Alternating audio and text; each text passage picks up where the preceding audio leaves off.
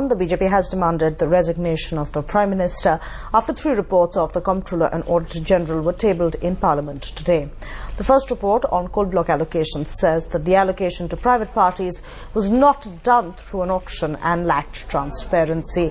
Consequently, the Exchequer lost as much as 1.86 lakh crore rupees.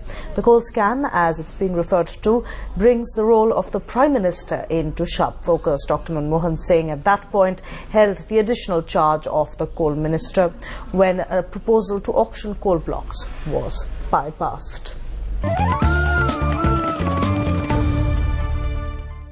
Coal blocks के allocation के लिए जो mechanism develop किया गया था, क्या इससे ज्यादा अच्छा मैकेनिज्म और कोई डेवलप किया जा सकता था? जिस स्क्रीनिंग कमेटी की अध्यक्षता कोल सेक्रेटरी करता हो,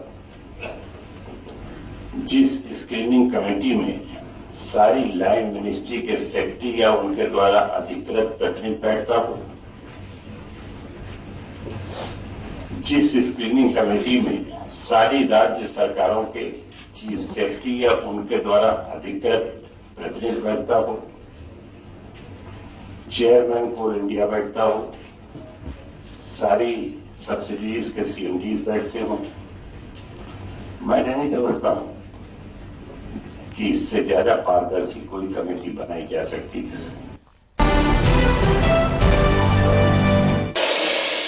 The Public Accounts Committee, like a mini parliament, it will consider all the views of various political party members, and then they will submit a report. Then alone it will become final. Therefore, draft report will not become final. I am not going to say anything on the merits of it, because unfortunately, the C&AG has got certain mandate under the Constitution. According to me, the C&AG is not following the mandate. इस report ने इस UPA सरकार की भ्रष्टाचार की श्रृंखला में एक और नया अध्याय जोड़ दिया और आंकड़ा पिछले भ्रष्टाचार को भी पार कर गया। 8 में से 5 साल प्रधानमंत्री स्वयं इस मंत्रालय का भार देखते रहे, इसलिए जो कुछ घटा है उसके लिए वो सीधे जिम्मेदार हैं। यहाँ वो राजा पर, चिदंबरम पर, किसी दूसरे पर जिम्मेदारी डालकर बरी नहीं हो सकते। For a substantial part of the period from July 2004 to May 2009, he was himself the minister.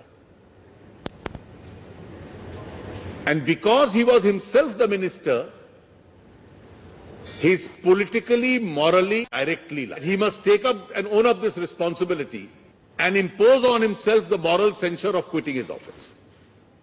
नहीं, कोल ब्लॉक के आवंटन में तो बिल्कुल साफ है, अंधे आदमी को भी दिखाई दे रहा है कि इस आवंटन के जरिए जो निजी क्षेत्र के लोग हैं और देश के कारपोरेट सेक्टर के बड़े बड़े जो नाम हैं उनको लाभ पहुंचाया गया है और लगता है कि ये सरकार दूसरा कोई काम कर ही नहीं है सिवाय इसके स्कैम के और लूट के। कोल ब्लॉक अलॉटमेंट का जो मामला है इसका भी मॉनिटरिंग जो है वो सुप्रीम कोर्ट करे। It appears to be a scam which is larger in dimension than the 2G spectrum. One thing is very clear, that we have always maintained that anybody found guilty needs to be punished. Anybody where there have been lapses of omission, may not be commission, but lapses of omission. Under our law, both omission and commission are tantamount to corruption.